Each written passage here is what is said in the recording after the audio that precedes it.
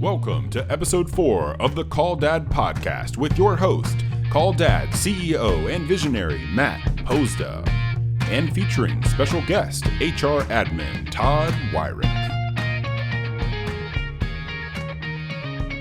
All right, so we are here today to talk specifically about one of my true passion projects of the many. But PDPs, right? So personal development pathways.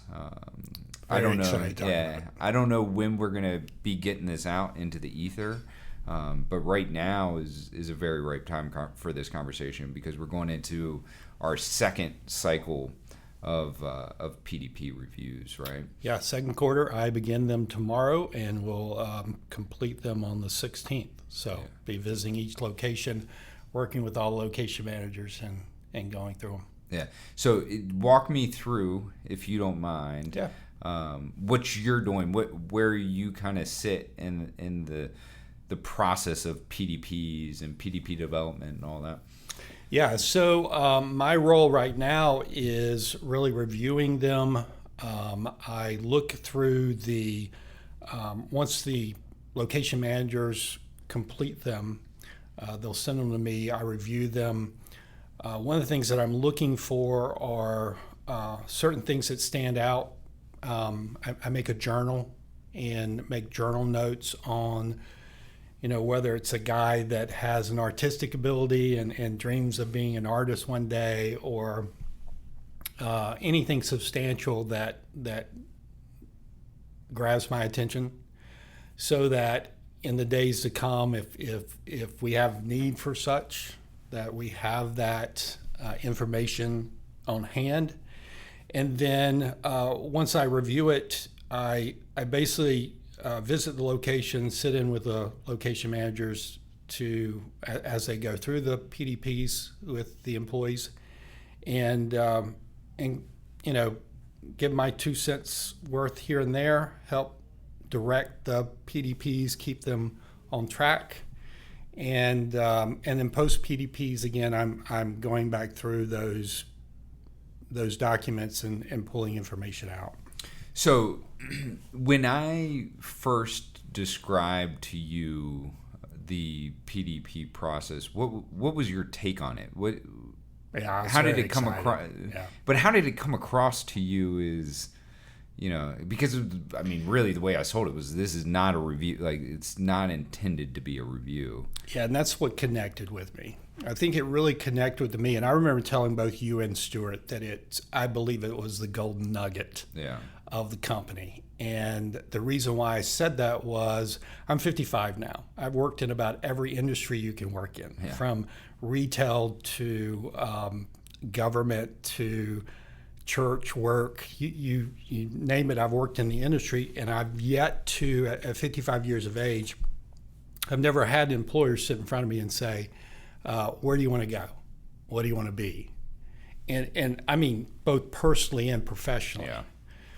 I think my experience in life has been, you're hired for this job. I'm asking you to do this job. Keep your nose down, focus on the job, and don't think outside that box. Mm-hmm. And so when you began to describe to me, I'm like most other employees. Employment reviews are like visiting the principal's office. That's what it feels like. It feels like it's a dreaded moment in time when everyone, both the supervisor who's leading it and the employee that's sitting in on it, it is it's kind of drudgery and not something that's inspiring. It's you're going through the things you did good and the things you did bad, and it's yada yada yada out the door, and I'll see you again in a year or 6 months or whatever it is. And so it really was, and I mean that sincerely, it was very inspiring to me to hear the concept of not just, hey, where do you want to be as an employee with this company? That in and of itself is big to me. Again, if I would have ever had an employer sit down with me and say, these are the possibilities, that's inspiring enough. But I think what's really attractive to me with the PDPs is we go beyond that. We ask them, where do you want to be in life? Yeah. And we've had people say, hey, I want to live at the coast. I want to live in the mountains. I want another house here or there. I want to have this much money in the bank.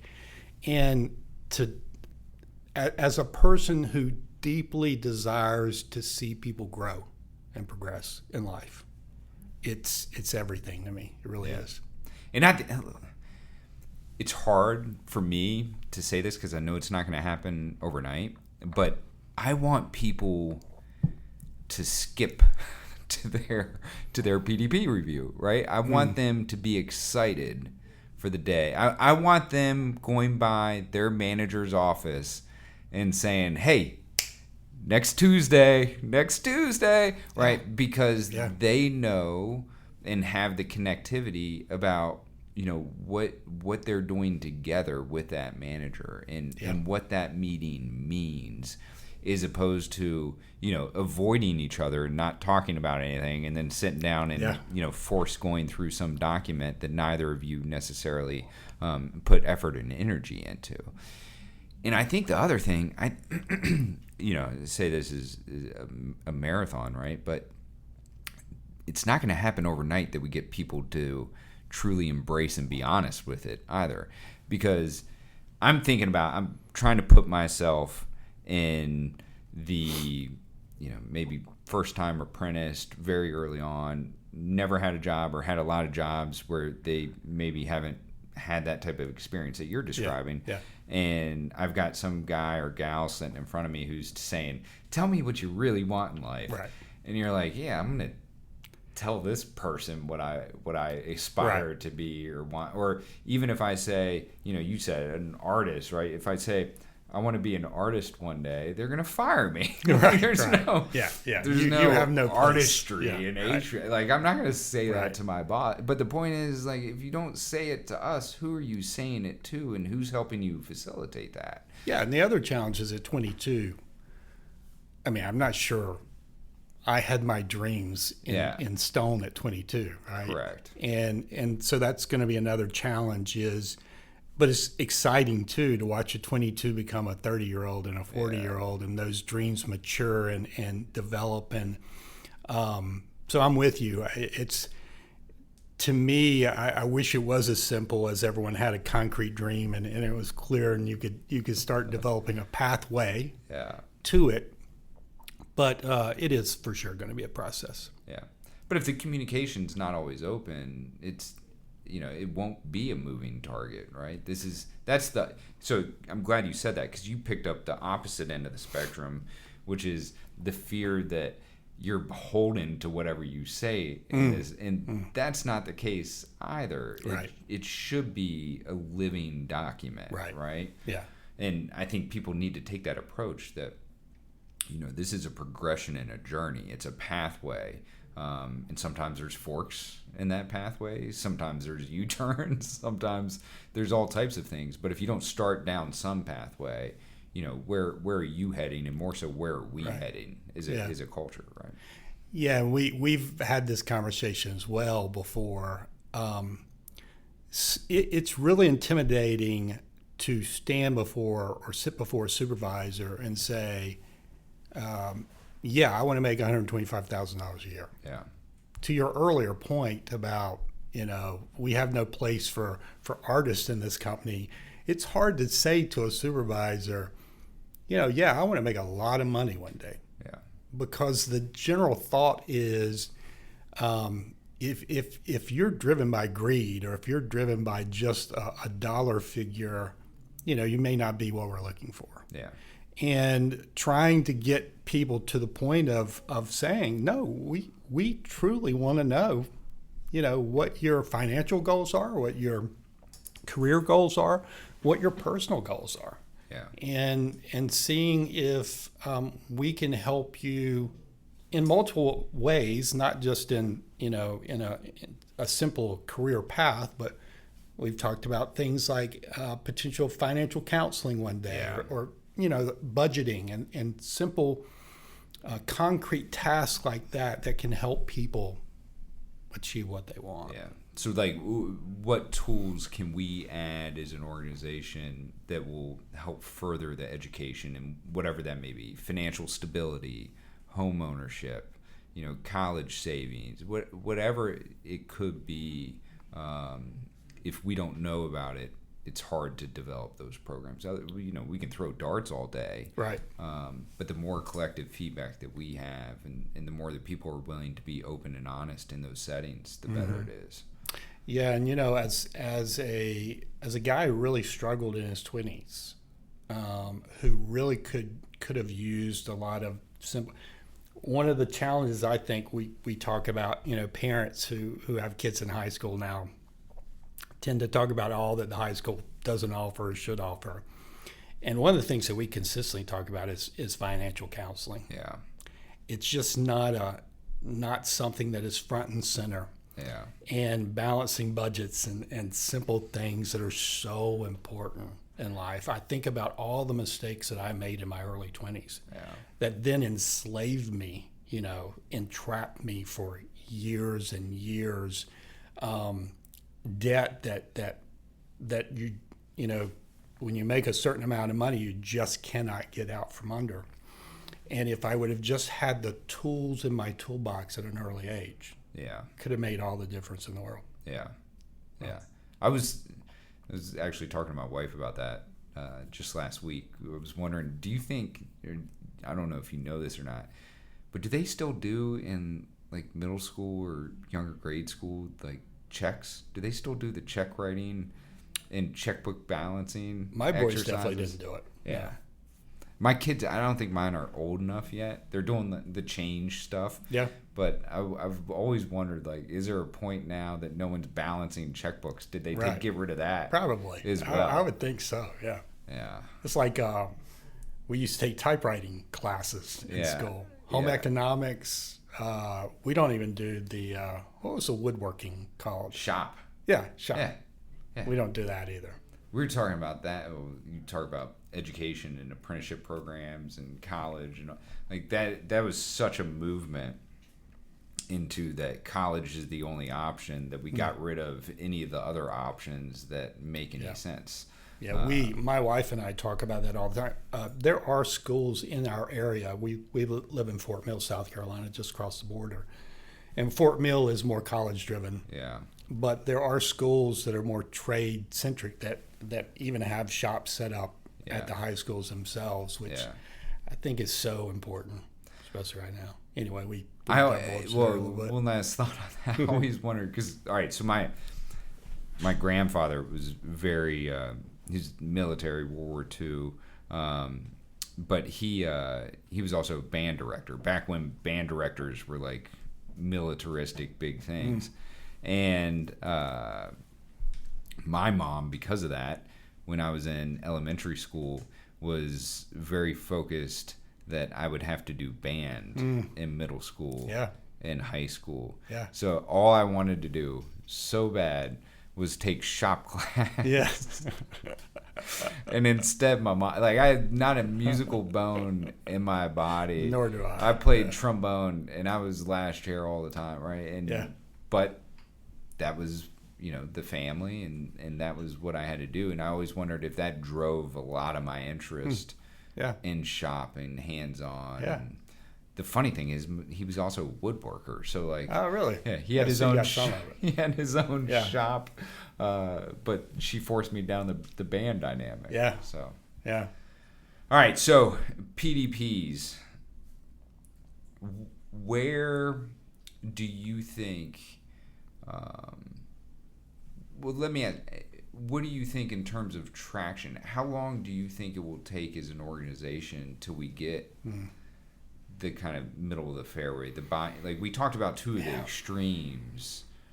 How long do you think? Do you think people are getting it? Do you think it's a struggle? Do you think it's way too early to even say? Yeah, so let me answer it two ways. First, practically, I've had conversations with apprentices here. Yeah. When they first, this last class that came through, I engaged them a good bit in the mornings and obviously began to pump PDP through their veins very early on in the process. And I've had some of those come up and go, hey, man, I've been working on my dreams. I know it's coming up. So, I think for some, it's probably going to be easier to accept and be motivated by. And so maybe not that long for some. Yeah.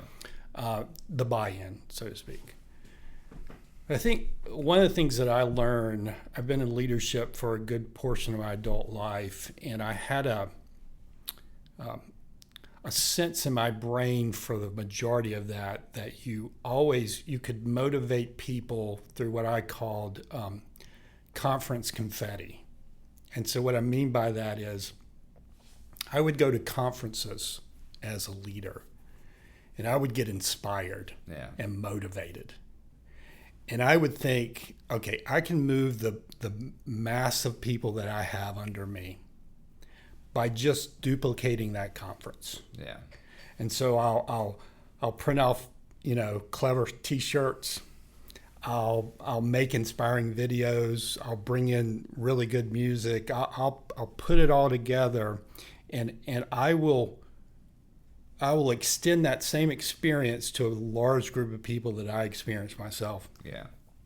And a lot of times, emotively, you're able to accomplish that in a weekend. Yeah. A weekend conference, you're able to really move people, and everyone gets excited. And at the end of the day, end of the weekend, they're ready to go back and light the world on fire. And then conflict happens. And all that emotive conference confetti is on the floor. Yeah. And you're back to all the dissension. You're back to all the issues that kept the organization from moving forward. Yeah. And so what I eventually learned is the more effective way to grow as a community is through individuals becoming healthier, individuals becoming happier, individuals becoming more whole, individuals becoming or getting to a place where they feel more heard. Yeah. And that's longer, right? Yeah. And that's why I'm saying that to answer your question. I think once we get to a place where we start building these relationships, and that's really what we're talking about. These PDPs are more a document that, as you said, is a living document that we're constantly bringing back to. It's one of the things I've said to location managers when I've spoken to them about it is, you should be able to use this dream document every day of the year. Mm-hmm. So when you got a guy that's consistently late and tardy, you can bring him into your office, and instead of really leveling him for being consistently tardy, you can pull out the document and say, hey man, this is your dream. Yeah. I'm trying to help you get to where you want to get. Yeah. But we can't get there if we can't get this corrected. Yeah. And it's such a more effective way of managing than just the continual demand and expectations that they're going to meet the demand. And so back to what I was saying, I think as we continue that fostering of communication, as we continue that relationship building and that trust that you talked about a minute ago develops, I think it may take a while for that to take place, but I think once those roots are there, I think we're really going to see as a company a lot of great growth because of it. Yeah. Yeah. There's a lot to unpack, I would say there.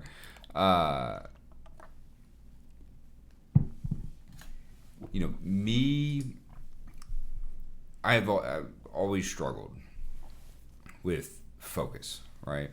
And I can tell you personally, back to your conference confetti dynamic, a lot of experiences in my life where, what is it Mike Tyson used to say, everybody's got a plan until they get punched in the face. Yeah. Right? And that absolutely happens. But I think if you've got some, I don't know if backbone is the right word, or baseline, or whatever you want to call or term that you can always look back to as your guiding light, your North Star, right? Yeah. That's where the breakthrough starts to happen. For me, I struggle. I knew that this was the case through maybe hardship or trial and error, but I always say it's like there's three things that you can focus on in life at any given point in time. Like today, like there's three things that I can do today. I have the ability to switch those out and sub them and move them around, but really in general, there's three things that you can do in life, and they're unique to each of us. So for me, I picked family, I picked work, and health, right? And what I've tried to do is challenge myself every single time that, hey, if what I'm doing right now isn't benefiting one of those three things, then I shouldn't be doing it, or it's a distraction. And I think if I'm trying to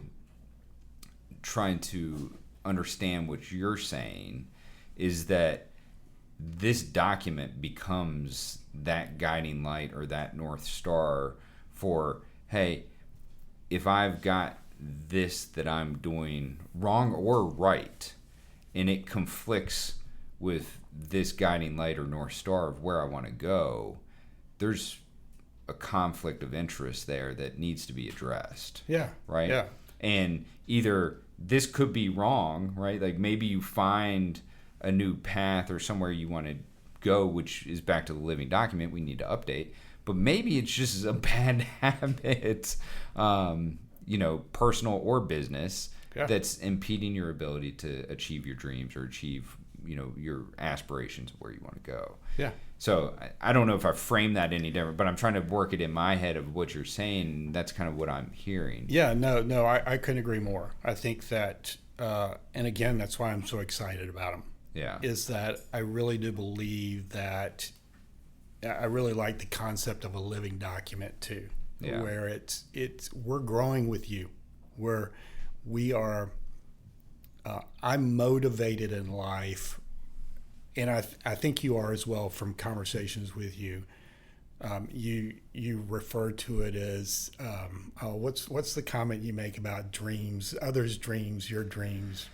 Yeah, it was. I can't remember who I stole this from, but it was that my dreams and my vision for this organization have to be so big that they encompass everyone else's dreams as well. Yeah. So basically, if I want these PDPs to be focused on helping everyone else achieve their dreams, my dreams have to be big enough to fit all those in there. Yeah, right? And I don't say it in an ego way. Yeah, right. I say it truly in a personal drive way, that I have to outpace our organizational growth through development, through facilitation, fostering communication, cultivating curiosity, right? All those things I have to outpace in order to allow others to achieve what they want to achieve. Yeah, yeah.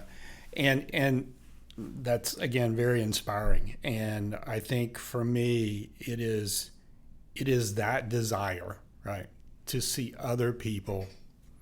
And we talked about it a good bit. The health of this company is ultimately going to come, and this is the root of what I was saying, if the people are more happy. No one's ever going to be as happy as they can be, as healthy as they can be, as whole for sure as they can be, or as hurt as they need to be. Yeah, we're finite people. We are not omniscient, omnipotent, omnipresent, or any of those beautiful deified traits. And as imperfect beings, we're bumping into other imperfect beings daily. Yeah. And and it's a struggle. But the more healthy, happy, whole, heard we become, ultimately it's back to the conference, right? Yeah. Why did the conference work so well for me every time, and sometimes fall flat when I tried to pull it off? Yeah.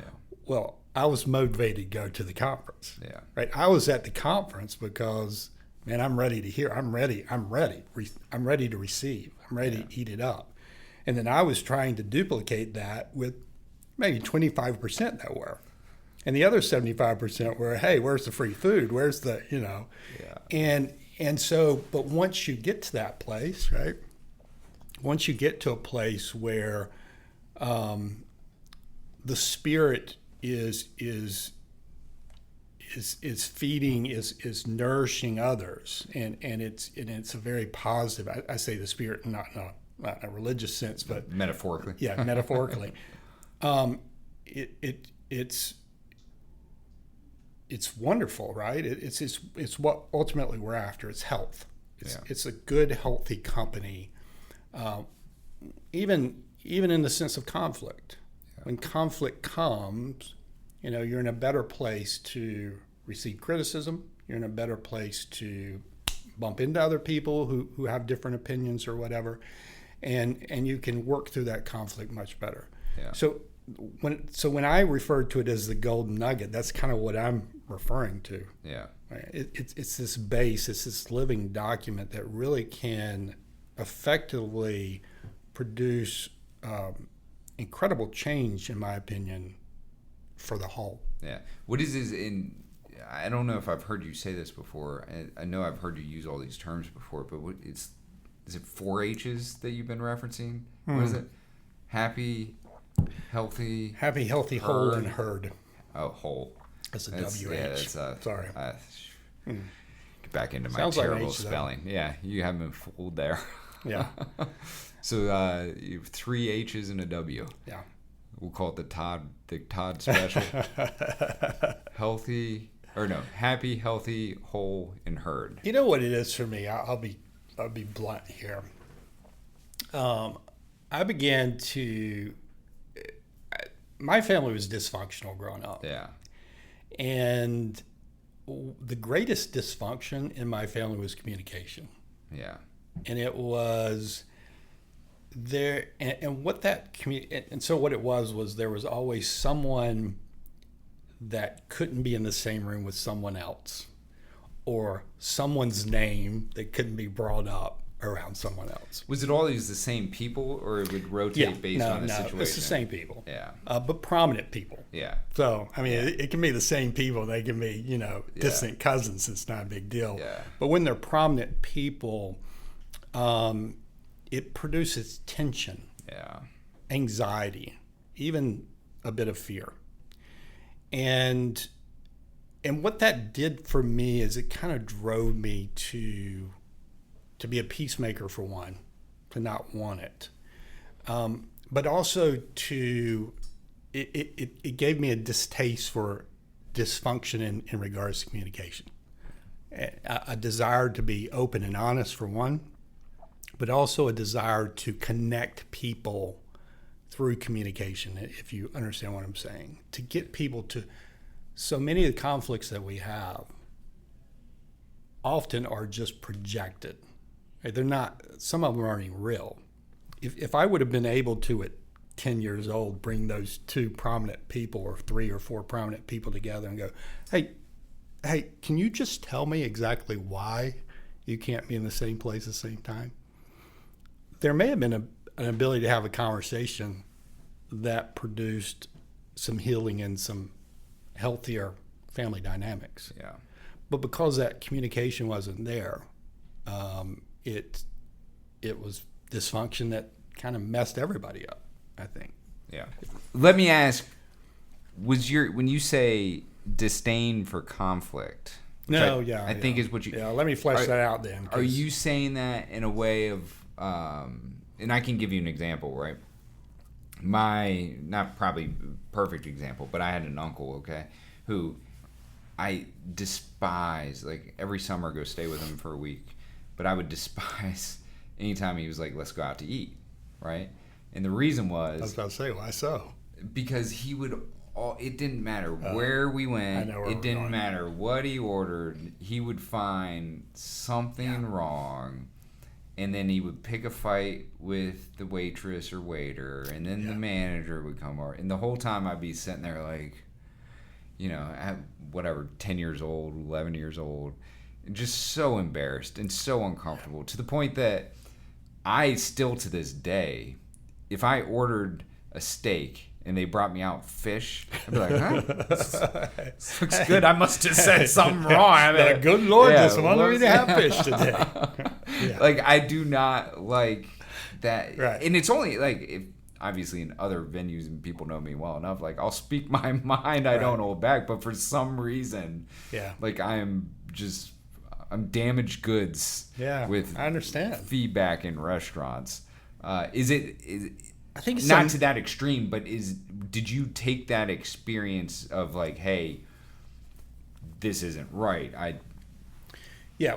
If I said disdain, I should have said disdain for unnecessary conflict, which is what you just described. Yeah. I've grown to a point of recognizing conflict as incredibly beneficial. Yeah. You can't. I just said earlier, right? Imperfect people bumping into imperfect people is conflict. Yeah. And there are no perfect people at Call Dad. Yeah. And so conflict is going to happen. It's just unavoidable. Yeah. Other than Matt Stewart. Right. Oh, gosh. Why did you bring Matt Stewart into this conversation? This is 2 podcasts in a row where I've had to talk about Matt Stewart. No, Matt Stewart, wonderful, hey, you're beautiful 2-1. human being. You're 2-1 against him. I know. I'm counting. Thank you for at least bringing that up.